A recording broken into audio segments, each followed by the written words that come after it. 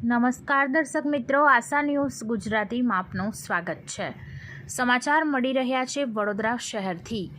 વડોદરાના એરપોર્ટને બોમ્બથી ઉડાવી દેવાની ધમકીભર્યો મેલ એરપોર્ટ ઓથોરિટીને મળ્યો છે। એરપોર્ટ ઓથોરિટીને ધમકીભર્યો મેલ મળતા એરપોર્ટ તંત્ર દોડતું થયું છે। બોમ્બથી ઉડાડી દેવાની ધમકીના પગલે સ્થાનિક પોલીસને પણ જાણ કરવામાં આવી છે। પોલીસ અને CISF દ્વારા ચેકિંગ હાથ ધરવામાં આવ્યું છે।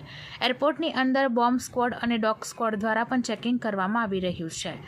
વડોદરા એરપોર્ટને બોમ્બથી ઉડાવી દેવાની ધમકીના પગલે પોલીસ કાફલો ખડકી દેવામાં આવ્યો છે। એરપોર્ટમાં પ્રવેશતા દરેક વાહનનું ચેકિંગ કરવામાં આવી રહ્યું છે। હળની પોલીસ સહિતની તપાસ એજન્સીઓ સક્રિય બની છે। એરપોર્ટ આવતા દરેક પેસેન્જરનું ચેકિંગ કરીને બાદમાં પ્રવેશ આપવામાં આવ્યો છે। એરપોર્ટ પર સઘન ચેકિંગ હાથ ધરાયું છે। CISFના જવાનો દ્વારા એરપોર્ટની અંદર પણ સઘન ચેકિંગ કરવામાં આવી રહ્યું છે। એરપોર્ટ બહાર અંદર પ્રવેશતી કારોનું ચેકિંગ કરવામાં આવી રહ્યું છે।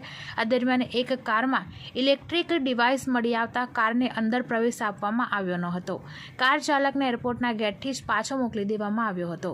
બોમ્બ બ્લાસ્ટ કરવાની ધમકીના પગલે એરપોર્ટ પર પોલીસ અને CISF દ્વારા ચુસ્ત બંદોબસ્ત સાથે ચેકિંગ કરાઈ રહ્યું છે। તે દરમિયાન ફાયર બ્રિગેડની 2 ગાડીઓ પણ પહોંચી ગઈ છે। બંને ફાયર ફાઇટરને સ્ટેન્ડ બાય રાખાયા છે। બ્યુરો રિપોર્ટ, આશા ગુજરાતી ન્યૂઝ, વડોદરા।